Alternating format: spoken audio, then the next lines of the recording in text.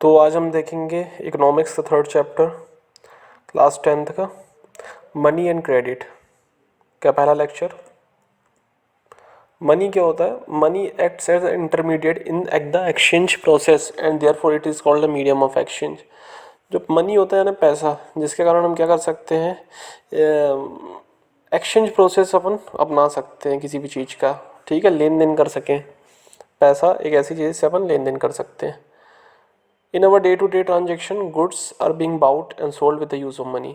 जैसे सामान खरीदना, सामान बेचना किसके हेल्प से होगा? मनी के हेल्प से होगा। ठीक है, मनी के बिना हम ना सामान बेच सकते हैं ना कि खरीद सकते हैं। At times we do exchange service with money. Use of money has made thing easier to exchange as we can exchange for any commodity we need. ये कोमोडिटी क्या होता है? कोमोडिटी होता है सामान। ठीक है, तो मनी के जैसे हम मनी एक्सचेंज करते हैं। ठीक है, जैसे मान लो आप सामान खरीदने गए, आपने एक पेन खरीदा दुकान से। ठीक है, आपने कॉपी खरीदी या बुक खरीदी। ठीक है, तो आपके पास पैसे हैं तो आसानी से आप उस चीज़ को खरीद सकते हैं। ठीक, the main function of money in economic system is to facilitate the exchange of goods and service.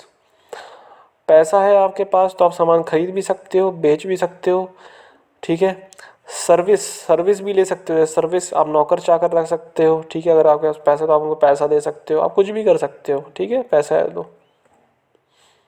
In a barter system commodities are exchanged with commodities without the use of money, but both parties have agreed to sell, buy and each other commodity. This is called double coincidence of bond. But the use of money eliminates the need for double coincidence of bond. अच्छा, ये barter system क्या है? ठीक है, double coincidence of bonds, double coincidence of bonds क्या है? इसमें क्या होता है, जैसे पुराने ज़माने में चलता था कि जैसे मान लो चलो कोई एप्पल ख़रीदा, एप्पल चाहिए उसको। ठीक है, और सामने वाले के पास जूते हैं या कुछ भी है, तो एक अपना सामान उसको देता था, सामने वाला दूसरा सामान लेता था। जैसे मान लो किसी के पास एप्पल है, किसी के पास बनाना है, तो सामने वाले को एप्पल चाहिए, उसको बनाना चाहिए, तो उसने क्या किया कि उसका एप्पल ले लिया और उसको बनाना ले लिया। तो एक दूसरे का सामान एक्सचेंज कर लेते थे पहले, जब पैसे नहीं चलते थे। तो इससे नुकसान ये होता था, आप देख ले। अच्छा, इस चीज़ को हम बोलते हैं double coincidence of want. Double coincidence of want तभी काम आएगा जब एक को ज़रूरत हो और दूसरे को भी ज़रूरत हो। मतलब जैसे एप्पल है किसी के पास, किसी के पास बनाना है, तो सामने वाले को एप्पल की ज़रूरत है तो एप्पल ले लिया, और उसको बनाना की ज़रूरत है, उसने बनाना उसको दे दिया। तो एक दूसरे से अपना सामान को क्या बोलते हैं? कॉमोडिटी एक्सचेंज करते हैं। इसको हम क्या बोलते हैं? Double coincidence of want. तो डबल कोइंसिडेंस ऑफ वांट का सबसे बेकार एक ड्रॉबैक ये है कि नुकसान होता है इसमें और किसी को फ़ायदा हो जाता है। एक को नुकसान या एक को फ़ायदा हो सकता है। कैसे? मान के चलो एप्पल और बनाना। एप्पल महंगा है आज की डेट में, लगभग देखें तो 100 रुपये किलो मार्केट में बिकता है एप्पल, 100 रुपये किलो। और जो केले 40 रुपये दर्जन बिकते हैं। ठीक है, किलो के हिसाब से अगर देखें तो लगभग 40-50 का। तो आप किसी ने आपसे एप्पल ले लिए और आपने उसको बनाना दे दिया, तो क्या हो गया कि आप तो एप्पल ले लिए, महंगी चीज़ ले लिए, सस्ती चीज़ देकर, लेकिन सामने वाले ने क्या किया? महंगी चीज़ दे दी, सस्ते में केला ले लिया, तो उसका तो नुकसान हो गया। ठीक है, तो ये डबल कॉन्फिडेंस वांट्स का एक ड्रॉबैक है। तो अभी डबल कॉन्फिडेंस ऑफ वांट बंद हो गए क्योंकि अब मार्केट में क्या आ चुका है? पैसे, money. Money acts as a medium exchange transaction. In earlier times, before the introduction of coin, a variety of objects used in money, for example grain, cattle, metallic coins, gold, silver, copper coin. तो जब money market में नहीं आया था तो पहले के समय में हम कॉइन यूज़ करते थे, वैरायटी ऑफ ऑब्जेक्ट यूज़ करते थे, जैसे गेहूँ, चावल, किसी को चावल चाहिए, किसी को गेहूँ चाहिए तो आपस में एक्सचेंज कर लिए। गाय गाय भी यूज़ किया जाता था, काऊ वगैरह, बकरी वगैरह। ठीक है, आपस में एक्सचेंज कर लिए। या कॉइन चलते थे गोल्ड, सिल्वर, कॉपर के। Modern form of money include currency. अभी जो न्यू ज़माने की, मतलब न्यू जनरेशन की अगर बात करें, जो अभी का जो समय चल रहा है, तो अभी आज की डेट में मनी का एक्सचेंज हम किसके थ्रू कर सकते हैं? जैसे आजकल क्या देखा है, पेपर देखे, पेपर नोट्स होते हैं, जो नोट होते हैं या कॉइन होते हैं, 100 का नोट, 500 का नोट, है ना। 1000 का नोट तो बंद हो गया है, 2000 नोट आया था बीच में। ठीक है, वो भी बंद हो गया है। तो 500 के, 200 के नोट सबने देखे हैं। सिक्के देखें, 10 का सिक्का, 5 का सिक्का। तो ये जो सिक्के हैं ये गोल्ड वगैरह से नहीं बने रहते हैं। ठीक है, गोल्ड, सिल्वर, कॉपर से नहीं बने रहते हैं। ठीक है, और जो नोट वगैरह है इसमें भी ऐसा कुछ नहीं है कि ये सिर्फ कागज़ के ही होते हैं। ठीक है, it is expected medium exchange because the currency authorise by government of India. और ये जो पेपर का नोट है, कॉइन है, ये कौन ऑथराइज करता है? गवर्नमेंट हमारी इंडिया की। RBI issue notes on behalf of central government. RBI क्या होता है? Reserve bank of India. Reserve bank of India ये नोट इशू करता है किसके बिहाफ में? सेंट्रल गवर्नमेंट के। The law legalize the use of rupee as the medium of payment and debt can not be refuse settling transaction in India. ये बताया गया है कि जो गवर्नमेंट है हमारी एक लॉ बना देती है कि जो भी चीज़ें होंगी इंडिया में, लेना देना, खरीदना बेचना, वो मनी से तो होंगी, लेकिन मनी क्या है यहाँ पर अपना देखा जाए तो पेपर्स वाले नोट हैं, जो नोट होते हैं, और कॉइन्स है। अब इन कॉइन की जो करेंसी होगी वो क्या होगी? रूपी। तो रूपी के फॉर्म में, मतलब जिसको रुपीज़ बोलते हैं, रुपीज़ के फॉर्म में लेना देना होगा। People deposit money with banks which they don't need at point of time by opening a bank account in their name. Bank extend the deposit also pay an amount of interest on the deposit. Bank आप लोग सभी जानते हैं, bank वही होता है जहाँ पर आप पैसा जमा करते हो, पैसा निकाल भी सकते हो। तो उसमें क्या होता है, जैसे आपने अकाउंट खोला, ठीक है, कोई भी अकाउंट हो सकता है, सेविंग, करंट अकाउंट, जो भी अकाउंट खोला, अकाउंट खोलते समय आपका नाम लगेगा, आधार कार्ड वगैरह सब लगेगा, पैन कार्ड लगेगा। आपने पैसे जमा किए, आप अपना पैसा उसमें जमा कर सकते हो, अब ज़रूरत आने में आप निकाल भी सकते हो, ठीक है। बैंक उसमें इंटरेस्ट देता है, मतलब जैसे आपने 5,000 रुपये जमा किया, कुछ समय तक जमा रहने दिया, तो आपके 5,000 कुछ बढ़कर कुछ रुपया हो जाएंगे, शायद 100-200 रुपये बढ़े, वो डिपेंड करता है आपने कितने दिन तक रखा है, ठीक है, और कौन सा अकाउंट है, सेविंग है, करंट है, उसके हिसाब से आपको इंटरेस्ट उसके ऊपर मिलेगा। The deposited money in bank will also be withdrawn at a deposit of which, since the deposit in a bank account can be withdrawn on demand, these deposit are the demand deposit। जैसे आपने पैसा जमा कर दिया bank में और bank से आपको पैसा निकालना है अपने अकाउंट से, तो आप क्या करेंगे, एक स्लिप आती है जिसका नाम होता है डिमांड डिपॉजिट, ठीक है। उस डिमांड डिपॉजिट से आप क्या कर सकते हो, उस पैसे को आप निकाल सकते हो। It offers a facility that is payment made by checks. A check is a paper instructing the bank to pay a specific amount from person account to person in whose name the check has been issued. The facility of check against demand deposit make it possible to directly settle payment without the use of cash. अभी देखिए, check पहले क्या होता है? Check ऐसा होता है, कागज होता है जिसमें नाम वगैरह लिखा रहता है, बैंक का भी नाम लिखा रहेगा, ठीक है, आपका नाम लिखा रहेगा, मतलब नेम लिखा रहेगा, उसमें आप नेम भर सकते हैं, रुपीज़ वगैरह लिखा रहेगा, साइन दिया रहेगा, डेट वगैरह सब चीज़ दी रहेंगी। आप चेक देख सकते हैं, घर में भी होगा आपके चेक वगैरह, वो देख सकते हैं। चेक में क्या होता है कि जैसे आपको किसी को पेमेंट करनी है, ठीक है, किसी को पैसे देने हैं, तो आप क्या करें, उसके नाम पर चेक काट दिए, नाम लिख दिए, फलाना आदमी, पैसा इतना देना है, इस तारीख को देना है, साइन कर कर आप दे देंगे उसको, तो वो जाकर निकाल लेगा पैसा उसके अकाउंट से, आपके अकाउंट से उसके अकाउंट में ट्रांसफ़र हो जाएगा। इसको बोलते हैं चेक पेमेंट करना। तो डिमांड डिपॉजिट में क्या होता था? डिमांड डिपॉजिट में जैसे आपने क्या किया, बैंक से गए, डिमांड डिपॉजिट फॉर्म भरा, आपके हाथ में कैश दे दिया उसने, फिर बैंक वाले ने, फिर वो कैश उठाकर आप दूसरे बंदे को दे दिया। उसमें क्या होता है कि आप कैश निकालते हो डिमांड डिपॉजिट में, फिर दूसरे बंदे को देते हो। लेकिन चेक में क्या हुआ, आपने चेक काट दिया किसी के नाम पर, ऑटोमेटिक ट्रांसफ़र हो जाएगा bank to bank, account to account, sorry, account to account automatic transfer हो जाएगा। इसमें आपको कैश निकालने की जरूरत नहीं पड़ेगी, ऑटोमेटिक कट जाएगा आपके अकाउंट से और दूसरे अकाउंट में चले जाएगा पैसा। Banks keep only a small portion of their deposit as cash with themselves as a provision to pay the depositor who might come to withdraw from bank on any given days। अब क्या है, जो bank में आप लोग पैसा जमा करते हैं, बैंक की बात करें, जैसे मान लो चलो आपके आपके कोई भी सिटी वगैरह में जहाँ भी रहते हो, तो आपके लोगों ने, मतलब उस एरिया के लोगों ने क्या किया, बैंक में जाकर पैसा जमा किया। अब बैंक क्या करेगी, थोड़ा बहुत पैसा, जैसे मान लो चलो कोई बैंक है, उस बैंक का पूरा डिपॉजिट 100 करोड़ रुपए, 100 करोड़ रुपए जमा करते हैं वहाँ के लोग, ठीक है। अब 100 करोड़ में से कम 10 करोड़ रुपए बैंक जो होगा वो निकाल कर रखे रहेगा बाहर। क्यों निकाल कर रखा रहेगा? जैसे लेन देन के लिए, जैसे आप कोई गए कुछ पैसा निकाल रहे हैं, कोई और निकाल रहा है, तो वो लेन देन के लिए रखा रहेगा। और बाकी का जो पैसा होगा वो बैंक क्या करेगा, देखे ये वाला पॉइंट देखिए 13 point, bank use their major portion of deposit to extend loans, there huge demand of loans for various economic activities.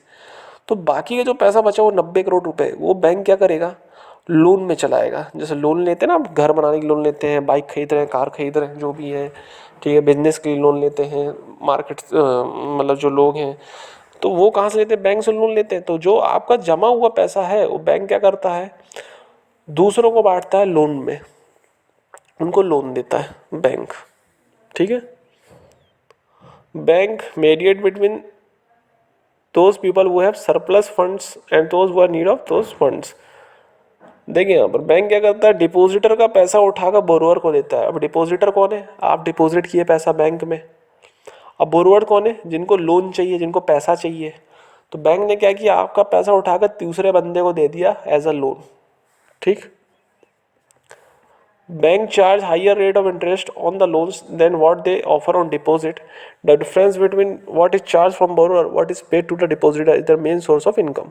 अभी देखिए बैंक क्या करता है, जैसे मान के चलो एक आदमी है जिसका नाम है राम और दूसरा है श्याम। ठीक है। राम ने पैसा जमा किए बैंक में, एसबीआई बैंक में, मान के चलो 5,000 रुपये जमा किए। अब श्याम को ज़रूरत थी पैसों की 5,000 रुपयों की। ठीक है। तो उसने बैंक से, इसी एसबीआई बैंक से उसने 5,000 रुपये लोन ले लिए। तो बैंक ने राम का पैसा उठाकर किसको दे दिया, श्याम को। अब देखिए राम को बोला कि अगर तुम 1 महीने तक हमारे अकाउंट में पैसा रखोगे तो आपको 100 रुपये मिलेगा। 5,000 अगर जमा रहते तो 100 रुपये आपको ऊपर मिलेगा। ठीक है, 100 रुपये मिलेगा। तो टोटल पैसा कितना हो गया अब राम के पास 1 महीने बाद, 5,100 हो गया। अब श्याम को उसने बोला अगर हमसे 5,000 रुपये आप लेते हो, 1 महीने बाद अगर लौटाते हो तो आपको हमको देना पड़ेगा 5,500 रुपया 1 महीने बाद। ठीक है, 5,500 रुपये देने पड़ेंगे। तो अब क्या हुआ, जब दोनों 1 महीने बाद पहुंचे, राम पहुंचा पैसा निकालने, उसको बैंक ने उठा कर दे दिया 5,100 रुपये। तो 5,100 रुपये दे दिया। अब जो श्याम है वो पहुंचा बैंक को पैसा लौटाने, उसने 5,500 रुपये दे दिया। तो बैंक के पास अभी कितने पैसे हो गए, 5,500 लिए श्याम से, 5,100 दे दिए राम को। तो कितना बचा बैंक के पास पैसा, 400 रुपये। तो ये हो गई उनकी कमाई बैंक वालों की। तो बैंक कैसे पैसा कमाता है। ठीक है।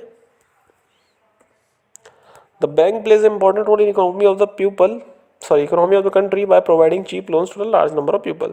बैंक एक अच्छा रोल प्ले करता है, ठीक है, कंट्री की इकोनॉमी बनाने के लिए। Banks employ large number of people, they solve the unemployment. Bank क्या होता है, हर जगह बैंक खोलेंगे तो नौकरियां मिलेंगी लोगों को, तो अनएम्प्लॉयमेंट की जो प्रॉब्लम है वो सॉल्व हो जाएगी। Banks are sometimes not willing to lend to certain borrowers because some person are not able to produce certificate of their earning. There are some people who have history of non-repayment of loans. There are other people who are not able to produce document of their employment. Some person who have nothing to give bank as collateral. अभी collateral क्या होता है, collateral वो होता है जो आप अभी देख लेते हैं, पहले समझ लेते हैं पॉइंट को। ठीक है, फिर कोलेट्रल बाद में देखते हैं। बैंक क्या होता है, कई बार कुछ लोगों को लोन देने से मना कर देता है। रीज़न क्या होता है कि वो ये नहीं दिखा सकते कि आपकी अर्निंग कहाँ से आ रही है। ठीक है, अगर आप बताओगे नहीं कि आप देखो, आप बैंक को ये नहीं बताओगे कि मेरी जॉब है कि नहीं है। अगर आपके पास जॉब नहीं है, आप ये भी नहीं दे सकते कि मैं कुछ काम करता हूँ, आप बेरोजगार है और बोले जाएगा बैंक से लोन लेना है, तो बैंक आपको देगा नहीं लोन। ठीक है। कुछ लोग ऐसे होते हैं जिनके पास काम भी रहता है, जॉब रहती है, बिजनेस रहता है, अच्छा खासा रहता है, फिर भी लोन नहीं देते। क्यों? क्योंकि कई बार ऐसा होता है कि एक बार आदमी ने लोन लिया और वो लोन को नहीं पटाया। ठीक है, तो वो हो जाता है, फ्रॉड में आ जाता है कि उसने लोन नहीं पढ़ाया, वो फ्रॉड केस में आ गया। अब अगली बार जब लोन लेने जाएगा तो बैंक मना कर देगी। ठीक है, तो ऐसी कुछ चीज़ें होती हैं। और कई बार क्या होता है कि आपके पास जॉब भी अच्छी खासी, बिजनेस भी है, किसी रीजन से आपको लोन नहीं मिल पा रहा। रीज़न क्या हो सकता है, आपने अच्छी खासी, मतलब आपकी हिस्ट्री भी अच्छी है, आप पटा देते हो लोन पहले वाले, लेकिन फिर भी नहीं मिल पा रहा कुछ केस में। रीज़न क्या होता है, बाई चांस अगर आपके पास कोलेट्रल नहीं है। कोलेट्रल क्या होते हैं, कोलेट्रल मतलब होता है गिरवी रखना, सॉरी कोलेट्रल मतलब गिरवी नहीं, कोलेट्रल मतलब ऐसी चीज़ होती है जो आप बैंक को दिखा सके अगर हम लोन नहीं पटा पाएंगे तो हमारी ये जो सामान है वो उठा ले। जैसे मान लो आपने लोन लिया और लोन नहीं पटा पाए, तो आप उसमें बता दिए कि ये जो हमारी बाइक है आप ये उठा लेना, या हमारी कार उठा लेना आप, अगर हम लोन नहीं पटा पाते तो उस चीज़ को कोलेट्रल बोलते हैं, उस सामान को। ठीक है। A large number of transactions of day-to-day activities involve credit in some form or other. Credit refers to the agreement in which lender supplies the borrower with money, goods and service in return for the promise of future payment.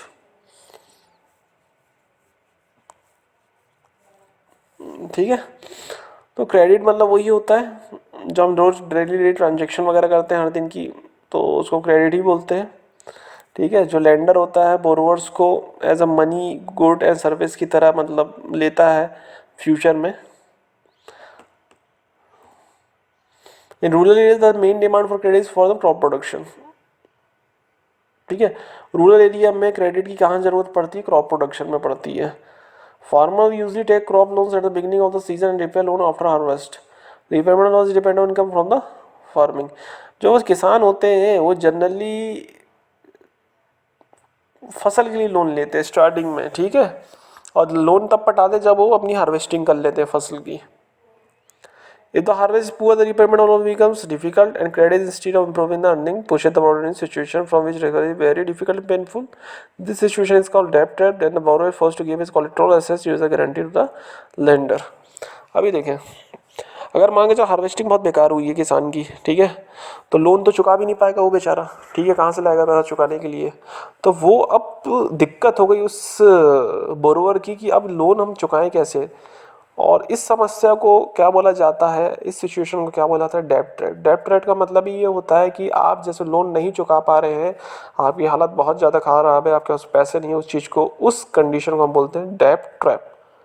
तो उस condition में क्या होता है, अगर आपके पास जो भी सामान है, जैसे घर है आपका, या बाइक है, या स्कूटर, जो भी है, कार वगैरह, वो क्या करती है, बैंक जब्त कर लेती है उस चीज़ को, ठीक है।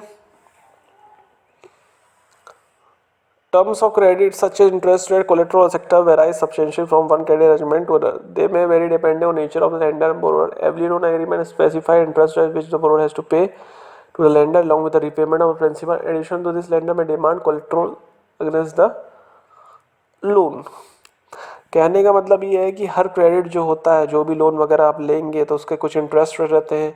कोई भी लोन ले लिया, जैसे कोई भी, जैसे आपने लोन लिया मार्केट से, कोई बैंक वगैरह से, तो उनके अलग अलग इंटरेस्ट रेट होते हैं। इंटरेस्ट रेट जानते हैं ना, कि कुछ समय रहेगा, कितना ब्याज, मतलब ब्याज लगना, जैसे 5,000 रुपये है तो 1 साल बाद लौटाओगे तो कितना ब्याज देना पड़ेगा बैंक को, एक्स्ट्रा पैसा। इंटरेस्ट रेट का मतलब क्या हो गया, एक्स्ट्रा पैसा आपने कितना दिए, मतलब देना पड़ेगा आपको बैंक को। तो हर लोन के कुछ एग्रीमेंट वगैरह होते हैं कि कितने समय के लिए है, कितना इंटरेस्ट रेट ले रहे हैं। अगर आप लोन नहीं पटा पाओगे, क्या सिक्योरिटी आप जमा कर रहे हो, कहने का मतलब अगर लोन नहीं पटा पा रहे हो तो हम आपका घर रख लेंगे, या बाइक रख लेंगे, या कार रख लेंगे, ठीक है। तो सब क्रेडिट के अपने अपने तरीके होते हैं, ठीक है। People obtain loans from formal informal sector. दो तरीके के सेक्टर होते हैं, फॉर्मल इनफॉर्मल। फॉर्मल सेक्टर वो होते हैं जैसे बैंक हो गया और कोऑपरेटिव्स हो गए, कई है ना, जैसे अपन बैंक वगैरह जैसे हो गए तो फॉर्मल सेक्टर है। इनफॉर्मल, अच्छा, जैसे reserve bank of India supervise the functioning of formal. Formal source of loan को कौन सुपरवाइज करेगा, reserve bank of India. Her bank के ऊपर किसके ऊपर हाथ होता है, रिजर्व बैंक ऑफ इंडिया का, ठीक है, आरबीआई का हाथ होता है। Informal sector include money lenders, traders, employers, relative, friends, etc. There is no one to supervise the credit. It can charge whatever interest rate measure. There is one stop. ठीक है। Informal sector में क्या होता है, loan हम ले लेते हैं, जैसे मार्केट से उठा लिए, आपके दोस्त यार हैं, ठीक है, रिलेटिव हो गए, उनसे उधारी में पैसा लिया, और फिर उसके ऊपर जो जहाँ से भी आप उठा रहे हैं, दोस्त यार से या मार्केट से, तो वहाँ पर क्या होगा, आपको ब्याज देना पड़ेगा। ब्याज तो देखो उसमें भी देना पड़ेगा फॉर्मल सेक्टर में, लेकिन इनफॉर्मल सेक्टर में क्या होता है कि आप जैसे मान लो जो आपने चाचा से उठाया, तो जो चाचा का मन है आपसे ब्याज लेने का वो लेगा, जो उसका मन हो। भले आपने 5,000 रुपये लिया तो बोलेगा 1 महीने बाद लौटाओगे तो 10,000 रुपये लौटाना, मतलब 5,000 का ज़्यादा ब्याज लगा, डबल लौटाना। तो उसका मन सामने वाले का इनफॉर्मल सेक्टर में जितना ब्याज ले आपसे, इंटरेस्ट रेट ले। तो एक ड्रॉबैक है बहुत बड़ा इनफॉर्मल सेक्टर का। और इसमें समस्या ही रहती है कि सामने वाला अगर आप सामने वाले का पैसा नहीं लौटा रहे हो तो वो कोई भी हद पार कर सकता है, आपके घर में उसको आपको मार सकता है, पीट सकता है, मर्डर तक हो जाते हैं, कई बार तो किडनैपिंग हो जाती है। तो ये एक इनफॉर्मल सेक्टर बहुत ही खतरनाक है। Compare to formal lender, most formal lender charge much high interest, अभी बताया मैंने, हाई इंटरेस्ट रहते हैं लोन में। Higher cost of borrowing means a larger part of earning on the person to pay the loan and they have less income for. कहने का मतलब है ज़्यादा से ज़्यादा अगर उधारी उठाओगे आप, ठीक है, तो आपको ज़्यादा से ज़्यादा ब्याज पटाना पड़ेगा, और थोड़ी बहुत जो बचेगा पैसा वो आपका इनकम होगा, ठीक है। For this reason, banks and cooperative need to lend more and expand formal source of credit in India. This would lead to higher incomes and many people could then borrow cheaply. Cheap and affordable credit is important for country development. अब ये समस्या देखकर कि informal sector के ये drawback हैं जो मैंने बताया, अब क्या करा लोगों ने सरकार ने क्या किया, हर जगह अब फॉर्मल सेक्टर खोलना चालू कर दिए, बैंक हर जगह खुलने लगे। अब देखा जाता है कि बताया जाता है कि हर लोग चाहते हैं कि हर लोगों को लोन आसानी से मिल जाए, क्योंकि इनफॉर्मल सेक्टर बहुत ख़तरनाक होता है। तो और फॉर्मल सेक्टर का इंटरेस्ट रेट बहुत ही कम होता है, तो लोगों की अच्छी खासी इनकम भी हो जाएगी, एम्प्लॉयमेंट भी मिल जाता है, चीप होते हैं सब, फॉर्मल सेक्टर के loans. As at present, it is richer household would receive formal credit whereas poor have to depend on formal sector. Important formal credit institute। आज के ज़माने में जो फॉर्मल सेक्टर से लोन लेना जो रिच लोग हैं उनके लिए आसान होता है, जो गरीब लोग हैं उनके लिए फॉर्मल सेक्टर से लोन लेना आसान नहीं होता है, क्योंकि बैंक भी ऐसे लोगों को लोन देना पसंद करता है जो लौटा सके। ठीक है, एक गरीब इंसान को लोन देना बैंक डरेगा। क्यों? कि वो माथा पच्ची नहीं पालना चाहेगा, उसको देखेगा इस आदमी के पास तो कुछ पैसा है नहीं, ले लेगा पैसा, कहाँ लौटाएगा, कहाँ तक पीछे भागते हैं। तो गरीब आदमी को देने से लोन बैंक हटता है पीछे। ठीक है। अब सेल्फ हेल्प ग्रुप्स क्या है? SHG सेल्फ हेल्प ग्रुप क्या होते हैं? देखिए यहाँ पर ये अलग चीज़ है। जैसे मान लो आप कोई गांव में रहते हैं, ठीक है, और आप कुछ व्यापार करना चाहते हैं, कोई चीज़ करना चाहते हैं, तो आपके पास वहाँ पर ना बैंक है और ना इनफॉर्मल सेक्टर है। समझो बात, आपके ऐसे सभी लोग गरीब लोग हैं वहाँ पर। ठीक है, आप किसी से वहाँ पर मतलब उधारी भी नहीं सकते क्योंकि वो सामने वाला भी गरीब है और बैंक भी नहीं है। तो फिर ऐसी सिचुएशन में आप क्या करेंगे? तो वहाँ पर होता है self help group. Self help group क्या होता है कि गांव के जितने भी 20-25 लोग हैं वो मिलकर क्या करें, एक ग्रुप बना ले और जो जो उनकी अर्निंग है थोड़ी बहुत वो सब इकट्ठा कर कर एक फंड को राइज करें, उस फंड को यूज़ करें एक दूसरे की मदद करने में। आ रही बात समझ में?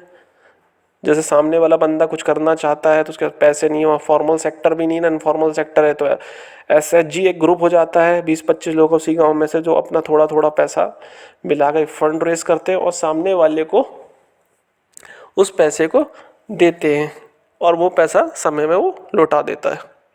After year if such a group is regular in saving it become eligible for availing loan from the bank. Such loan create employment opportunity. अगर ये जो ग्रुप है SHG, तो ये अगर 1 साल तक अच्छे से अपनी सेविंग करता है, अच्छे से करता है, तो इवन क्या होता है बैंक इनको दे देती है लोन, पूरे पूरे ग्रुप को। लो भाई तुम लोन लो। ठीक है। SHG are become popular because they help borrowers overcome the problem of lack of the collateral. They can get timely loans for variety of purpose and reasonable interest. They help women to become self-reliant.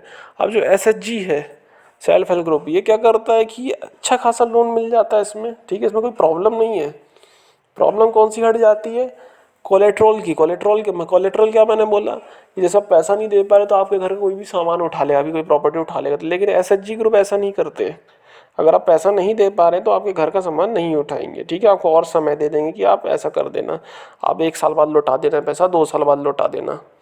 जो SHG group होते हैं ज़्यादा से ज़्यादा ये women के ऊपर ज़्यादा फोकस करते हैं कि वुमेन सेल्फ रिलायंट हो जाए। कुछ इंपॉर्टेंट पॉइंट्स हैं। मीडियम ऑफ एक्सचेंज मैंने बता दिया था। डबल कोइंसिडेंस ऑफ बॉन्ड भी मैंने बताया था। करेंसी डिमांड डिपॉजिट बता दिया, चेक बता दिया, क्रेडिट भी मैंने बता दिया, डेब्ट ट्रैप भी बता दिया। कोलेट्रल का मतलब बता दिया, डिपॉजिटर जो जमा करता है बैंक में पैसा, बोरोवर, लेंडर जो पैसा देता है बोरोवर को, रिजर्व बैंक में formal sector from banks, informal sector बताया, SHG बता दिया। तो ये हो गया हमारा ये chapter complete, money and the credit.